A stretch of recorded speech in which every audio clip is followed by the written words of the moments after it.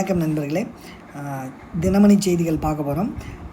உலக பல்கலைக்கழக தரவரிசையில் இந்தியா 2ஆம் இடம் வகிக்குது. ஸோ அமெரிக்கா முதலிடம் வகிப்பதாக சொல்லியிருக்காங்க. வாங்க அதை பற்றி நியூஸ் பார்ப்போம். உலக அளவில் கல்வி தரத்தை அளவிடும் டைம்ஸ் உயர்கல்வி அமைப்பின் தரவரிசையில் அமெரிக்காவுக்கு அடுத்தபடியாக உலகின் 2வது சிறந்த கல்வி நிறுவனங்களை கொண்ட நாடாக இந்தியா உருவெடுத்துள்ளது அப்படிங்கிறாங்க. மத்திய அரசின் தேசிய கல்விக் கொள்கை அறிமுகப்படுத்தப்பட்டு 5 ஆண்டுகள் நிறைவடைந்ததை ஒட்டி டைம்ஸ் உயர்கல்வி அமைப்பின் உலகளாவிய விவகாரங்களுக்கான தலைமை அதிகாரி பில் பேட்டி இந்த செய்தியை வெளியிட்டிருக்காரு. அதுபோக அவர் என்ன சொல்கிறாருன்னா, 2026ஆம் ஆண்டு உலக பல்கலைக்கழக தரவரிசையில் அமெரிக்காவுக்கு அடுத்தபடியாக இந்தியா 2வது சிறந்த நாடாக புதிய சாதனை படைக்கும். இது இந்திய பல்கலைக்கழகங்கள் உலக அளவிலான ஆராய்ச்சியில் சிறந்து விளங்குகின்றன என்பதையும், சமூக மற்றும் பொருளாதார வளர்ச்சிக்கு அவை அதிகம் பங்களிக்கின்றன என்பதையும் காட்டுகின்றது.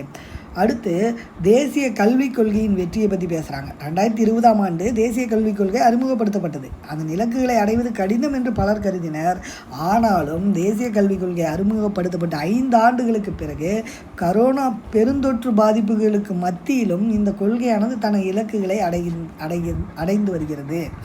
உயர்கல்வியின் தரத்தை மேம்படுத்துவதிலும், இந்திய உயர்கல்வியை உலகத்தரத்துக்கு உயர்த்துவதும், சர்வதேச மயமாக்கும் திட்டத்திலும் தேசிய கல்விக் கொள்கை சிறப்பாக செயல்படுகிறது என்பதற்கான தெளிவான ஆதாரங்கள் உள்ளனவாம். எண்ணிக்கையிலும் தரத்திலும் வளர்ச்சி. தேசிய கல்விக் கொள்கை அறிமுகப்படுத்தப்படுவதற்கு முன்பு 2019ஆம் ஆண்டு வெறும் 49 இந்திய பல்கலைக்கழகங்கள் மட்டுமே தரவரிசையில் இடம்பெற்றிருந்தன. ஆனால் 2026ஆம் ஆண்டுக்கான தரவரிசையில் இந்திய பிரதிநிதித்துவம் 3 மடங்கு அதிகரித்து 128 பல்கலைக்கழகங்களாக உயரும். இது உலக தரவரிசையில் இடம்பெறுவதற்கான மொத்த பல்கலைக்கழகத்தில் கிட்டத்தட்ட 6% இருந்திருக்கு.